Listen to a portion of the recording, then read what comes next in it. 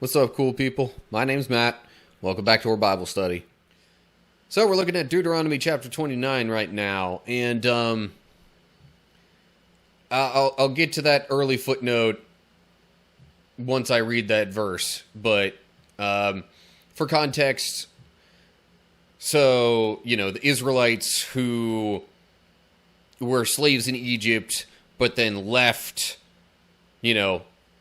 after the plagues and whatnot. Then they got to Mount Sinai, were given the Ten Commandments, and the original covenant, went toward the promised land, got to the edge of it, scouted it out, were too scared to go in.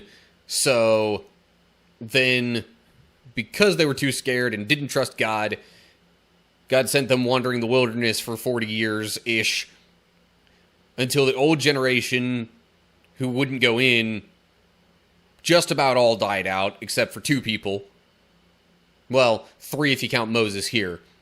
And then they've kind of made their way back at this point, and Moses, all throughout Deuteronomy, has been giving them, a refresher on where they've come from, and then some further commandments on what they're supposed to do when they get in there, how they're supposed to live as, a nation once they settle, and different things like that.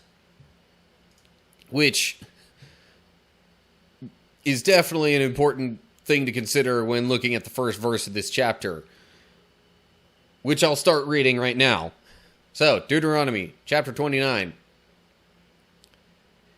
These are the terms of the covenant the Lord commanded Moses to make with the Israelites while they were in the land of Moab, in addition to the covenant he had made with them at Mount Sinai. Now it says in addition there, this is not meant to replace the old covenant from Mount Sinai. This is just also do this. Now there's actually footnotes at each end of this verse, interestingly enough. The first one says that the first verse here is originally at the end of the previous chapter in the Hebrew text, which chapter 28 was wrapping up. They were talking about basically, blessings and curses for following the covenant or not. And they, there were also specific commands laid out within that. Actually, let me go back to chapter 27 real quick, because I'm thinking these verses in here, chapter 27 verses 15 through the end of that chapter, were very specifically the new covenant being mentioned. At least if you look at, the way the original Hebrew text has this verse placed. However, if you place it at the beginning of this chapter, then it makes it seem like the following portion is the new additional covenant being made with the younger generation of Israelites here. I'm not going to say I know for sure which is the proper way to look at this, because honestly, this next section just talks about reviewing the covenant, so there's probably going to be some overlap anyway.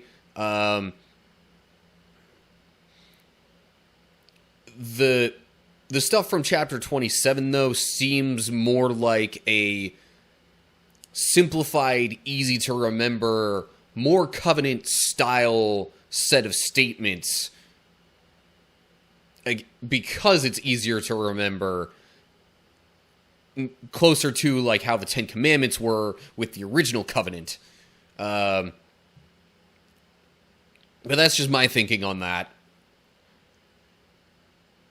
And then footnote B here. Hebrew says Mount Horeb instead of Sinai, but they're both meaning the same place. So it's not really a big deal, other than there's probably a certain significance to the Hebrew name Horeb and like a certain translation of that and what that means that I personally am not aware of because I don't know Hebrew. I could try and look it up at some point, though. Really, I should, but perhaps another time. Because I've already talked long enough just getting through this single verse. Okay. Now we'll move along. And there's a footnote right here. It probably just mentions the numbering being different in the original Hebrew text. But following up on that for the rest of the chapter. Okay, so verse 2 and some of the following. Moses summoned all the Israelites and said to them, "You have seen with your own eyes everything the Lord did in the land of Egypt to Pharaoh and to all his servants and to his whole country, all the great tests of strength, the miraculous signs, and the amazing wonders. But to this day the Lord has not given you minds that understand, nor eyes that see, nor ears that hear. For 40 years I led you through the wilderness, yet your clothes and sandals did not wear out. You ate no bread and drank no wine or other alcoholic drink, but he provided for you so you would know that he is the Lord your God." So, verse 4 there strikes me as particularly interesting in the midst of this. Saying that they still have not been given minds to understand, eyes to see, or ears to hear. Like, that almost kind of explains a bit why there's A, so many commands, B, why all of it just seems so, like, cut and dry legalistic. And I guess, to some effect, see why this all has to be repeated over and over again. Because it's almost like God is looking at the nation of Israel similar to how you would children. Which, to some slight effect, is understandable, because they're, like, as a people group and eventual nation, Israel is still kind of in its infancy relative to its relationship with God. I don't necessarily know if that was the intent here, but at the same time, Moses is pretty much, for lack of a better way to put it, sort of calling them out, saying like, all right, look, you know about all these things that happened before and how God was responsible for all of them, but you still drift away from the Lord. You still, like, don't fully follow him like you should.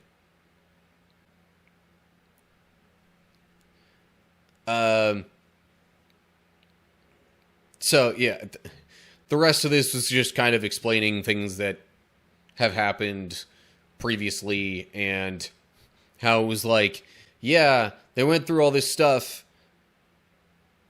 and God still provided for them along the way. Even though they, like, wandered for 40 years. Yeah, anyway. I found verse 4 in there particularly interesting. But I don't want to stick on it too long. So, then we get to verse 7. When we came here, King Sihon of Heshbon and King Og of Bashan came out to fight against us, but we defeated them. We took their land and gave it to the tribes of Reuben and Gad and to the half-tribe of Manasseh as their grant of land. Yeah, so these 2.5 tribes already kind of have their land established, assuming that, they continue going with the rest of the tribes to conquer and settle the remainder of the promised land on the other side of the Jordan River. Um, but those tribes wanted the land on this side of the Jordan River, where they currently are, as Moses is saying this, just because it seemed like it would be a good land for them to raise their flocks and such. So yeah, like they've already done a bit of the conquering of the promised land, so to speak, even though it's like just a tiny little portion just past the one of the primary boundaries that was laid out, that being the Jordan River, obviously. But anyway, so yeah, that stuff happened kind of just on the outskirts of the main part of the Promised Land.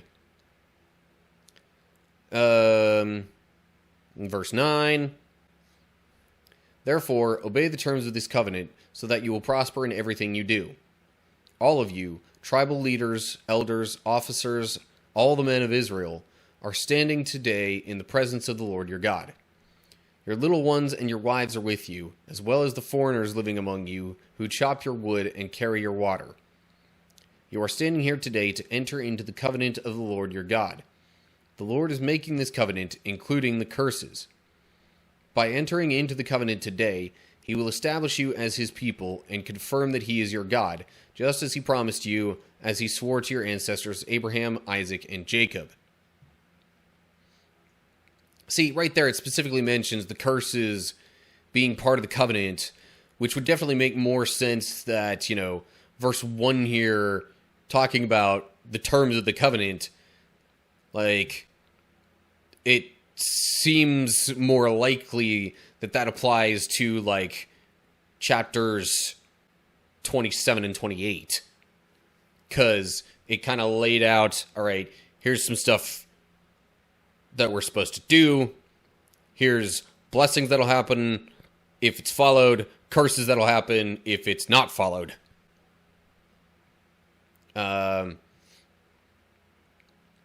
And even though, as I recall, it was previously stated that, like, they were, like, this generation in particular was officially considered, God's chosen people now by way of this newer added covenant. They're still kind of going over, like, okay, yes, you're God's people now, but Moses is still kind of recapping everything. It's like, all right, one more time, just so y'all understand, here's what's going on. Okay. Then verse 14. But you are not the only ones with whom I am making this covenant with its curses. I am making this covenant both with you who stand here today in the presence of the Lord your God, and also with future generations who are not standing here today. You remember how we lived in the land of Egypt, and how we traveled through the lands of enemy nations as we left. You have seen their detestable practices and their idols made of wood, stone, silver, and gold.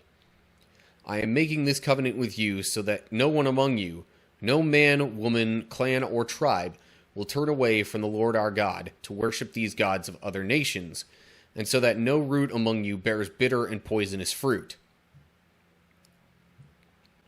So, the whole future generations thing is probably just to hammer in the point that, like, yeah, this isn't just for you all right now. This also applies to your descendants. So, like, make sure you're teaching them, telling them about these things, bringing them up in, the proper ways to conduct themselves as God's people. And then kind of a reminder of, like, hey, you saw all these people as we, left Egypt, and the things they did with their, false gods. Don't be like those people. I'm specifically reminding you of this. Do not turn away to these other gods.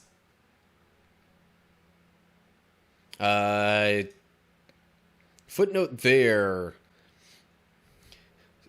So, I assume this applies to the word idols.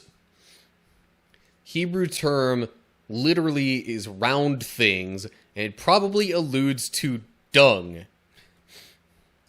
So, it's calling them idols, but it's essentially through use of the actual Hebrew term there, probably calling them, like, just worthless piles of crap. Because that's essentially what idols are in God's eyes. They're worthless. They do nothing. They're just things that sit there and look a certain way, however they happen to be made.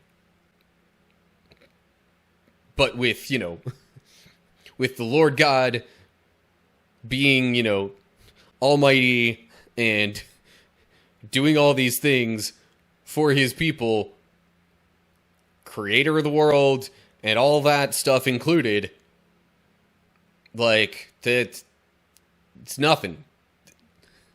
These idols are even, like, less than ants to him. Anyway,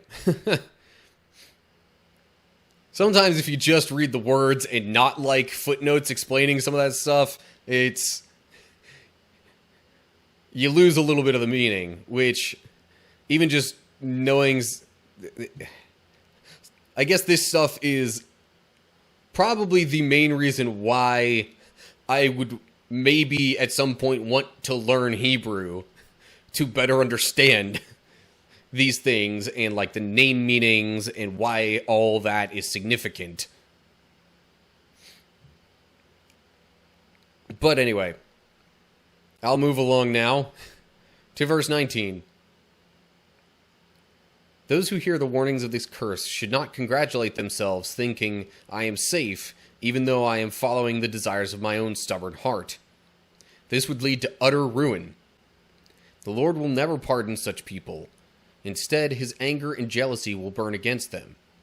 All the curses written in this book will come down on them, and the Lord will erase their names from under heaven. The Lord will separate them from all the tribes of Israel, to pour out on them all the curses of the covenant recorded in this book of instruction. Interesting how book of instructions capitalized there. But, anyway, I think that's just making sure that it's obvious it's referring to, the covenant and or possibly the entirety of, like, the scroll or whatever that this would have been written on originally. But yeah, there are similar messages even all the way in the New Testament talking about saying, okay, yeah, you might be allowed, air quote, to do all things as you want because there's freedom through Jesus, but, like, there's still consequences for those actions. This is even a more strict version of that. Basically saying, like, all right, just because you're part of this covenant doesn't mean that you're safe. If you go and do whatever you want, disobeying the covenant, you're going to get all those curses that were mentioned in said covenant. So, yeah, bad idea. Even if it's only just like a singular tribe or whatever, God is capable of singling them out and giving just them the curses that were mentioned. Which, for just a general reference, the curses previously included, you know what, let me take a look at some of them. Curses previously included not being able to grow crops very well, children dying off. In fact, eventually things getting so bad that they will feel like they have to even eat their own children. That's like when it gets to the worst of the worst part. But like, they'll be taken as hostages. I don't want to say slaves. They might be slaves in some ways, but then like they'll work for stuff and like not really even be able to have what they work for themselves. They'll even get sent back to Egypt, and they'll want to work as servants there, but get refused because they're not even deemed worthy of that. A bunch of stuff like that is laid out in the curses from the previous chapter. I assume those are the curses it's referring to here. So yeah, lots of bad stuff coming for disobedience.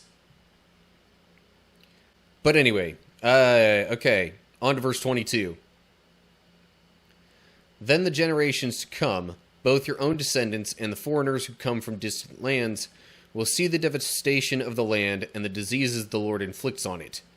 They will exclaim, "The whole land is devastated by sulfur and salt. It is a wasteland with nothing planted and nothing growing, not even a blade of grass. It is like the cities of Sodom and Gomorrah, Admah and Zeboim, which the Lord destroyed in his intense anger." And all the surrounding nations will ask, "Why has the Lord done this to this land? Why was he so angry?" I'll pause there real quick. So, yeah,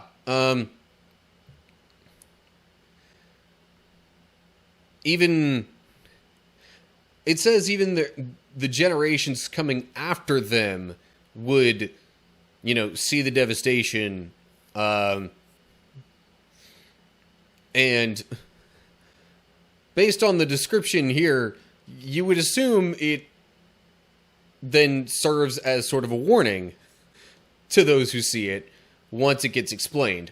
But that comes in the following verses that I haven't read yet.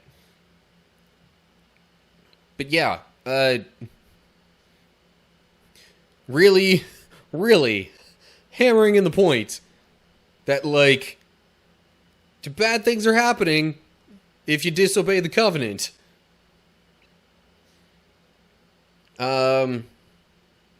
As to why the Lord would do that, we get to that in verse 25 here.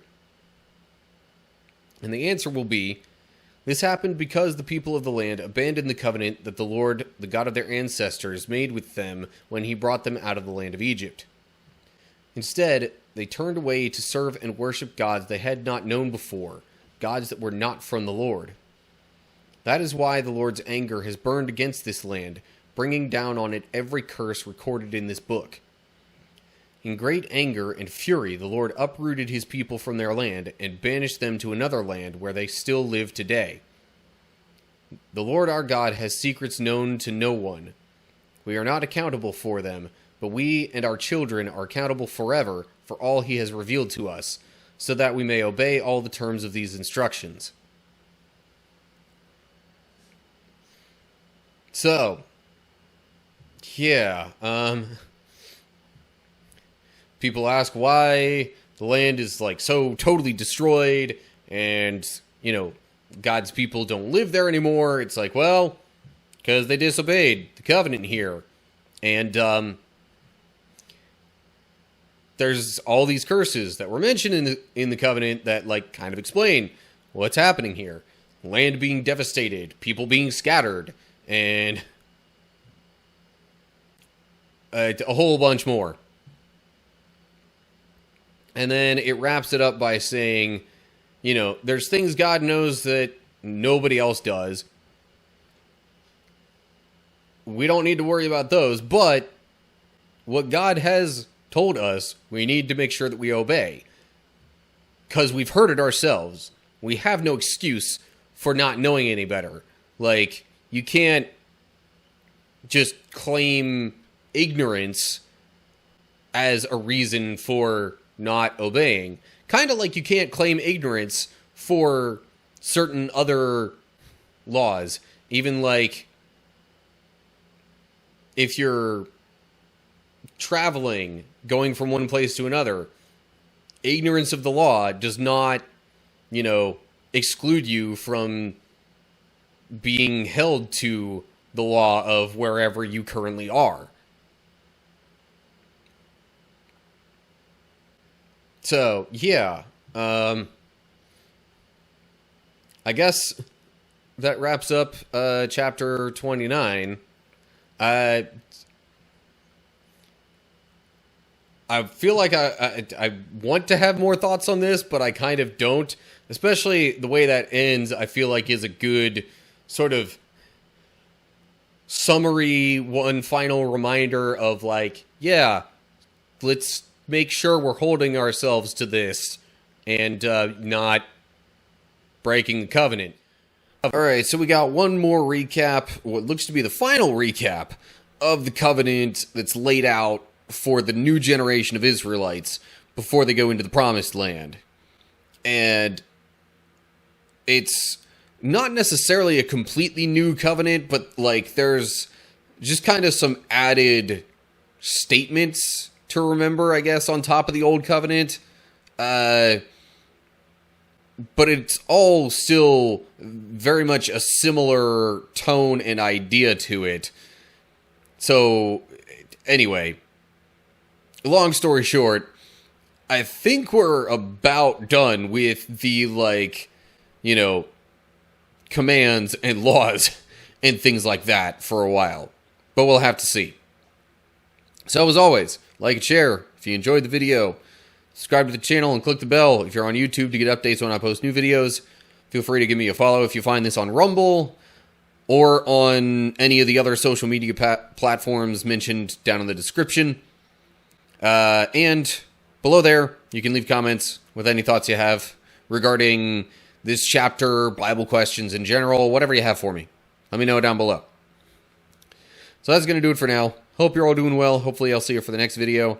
But until then, stay cool, people.